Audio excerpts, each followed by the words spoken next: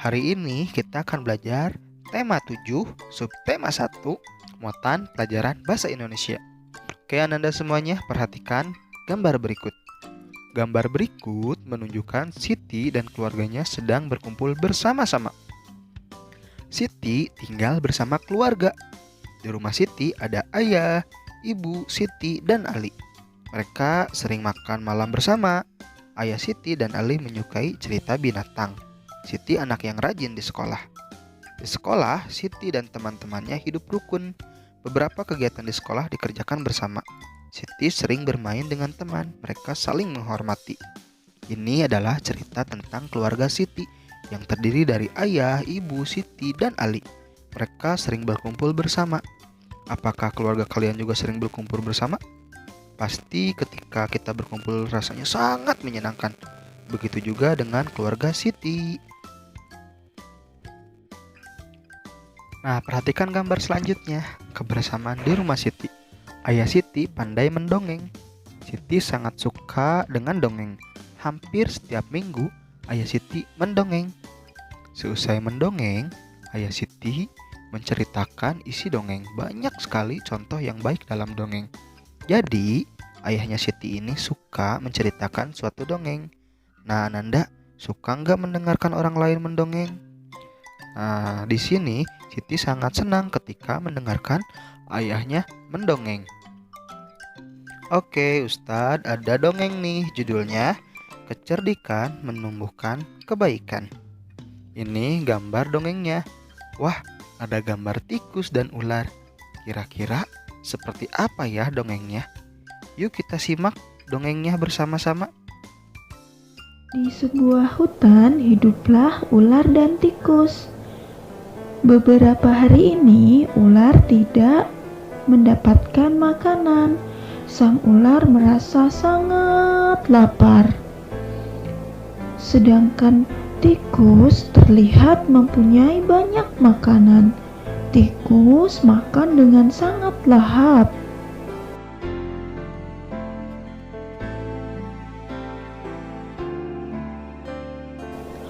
Hai tikus yang angkuh, aku pasti bisa memakan tubuhmu yang mungil dan lezat itu.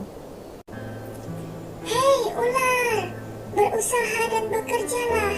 Jangan hanya berani mengancam. Kalau hanya mengancam, seekor semut pun bisa.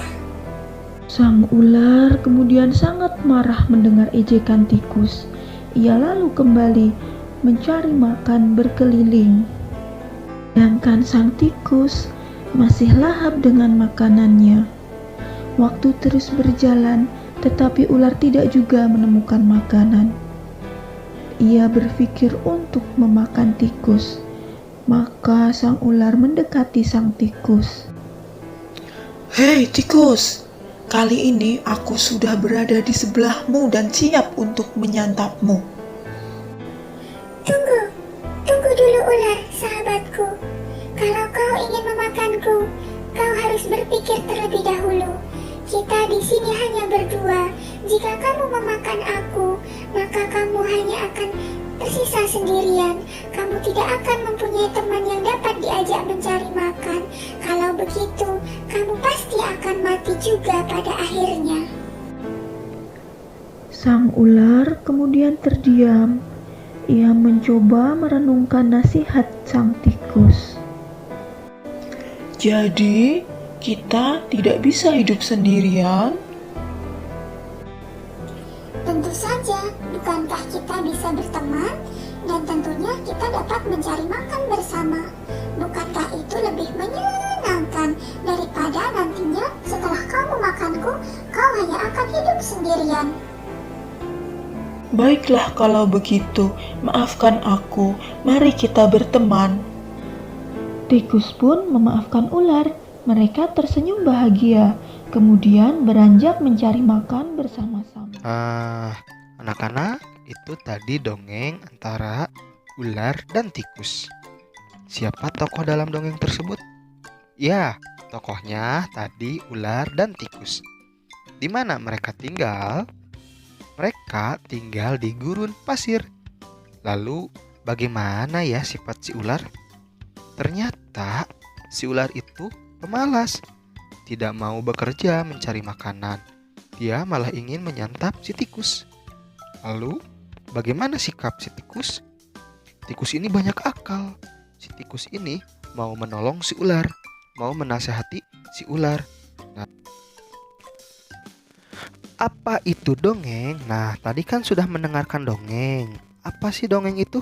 Dongeng adalah cerita yang belum diketahui kebenarannya. Jadi, cerita yang belum benar diketahui kebenarannya itu dinamakan dengan dongeng. Salah satu contoh dongeng adalah Fabel, yaitu cerita yang tokohnya hewan atau binatang. Dongeng Fabel ada ciri-cirinya. Simak ya penjelasannya berikut. Ciri-ciri Fabel adalah yang pertama, menggunakan hewan sebagai tokoh cerita. Dalam dongeng Fabel tadi, tokohnya adalah ular dan tikus. Selanjutnya, tokoh hewan memiliki karakter dan sifat seperti manusia. Bahkan dalam dongeng, mereka dianggap bisa berbicara. Terus yang ketiga, memiliki alur cerita. Lalu ciri-ciri dongeng selanjutnya adalah memiliki pesan-pesan kebaikan di dalam ceritanya. Seperti tadi dongeng ular dan tikus ada pesannya.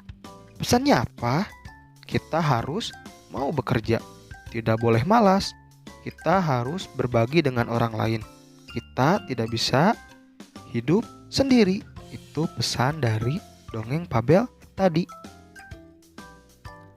Dalam dongeng ada unsur-unsurnya, yaitu yang pertama, ada tokoh-tokoh ini bisa orang atau hewan. Tokoh itu tokoh yang berperan dalam cerita tersebut.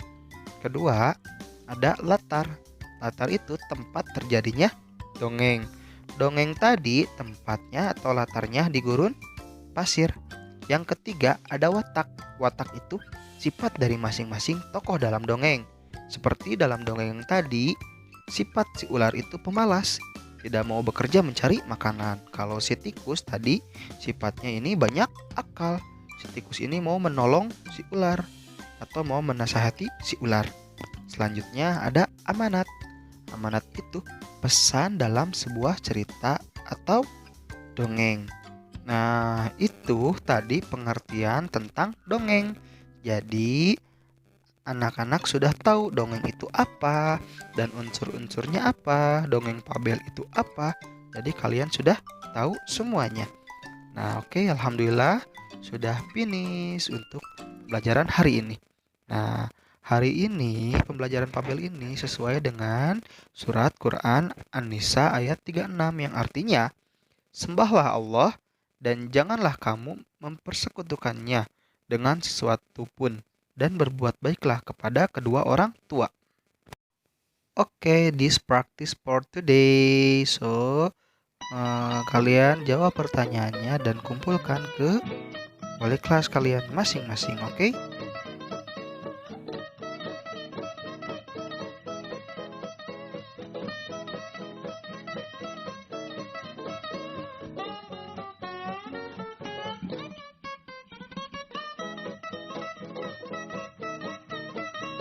Sorry for all my mistake. Thank you for today. Assalamualaikum warahmatullahi wabarakatuh. See you tomorrow.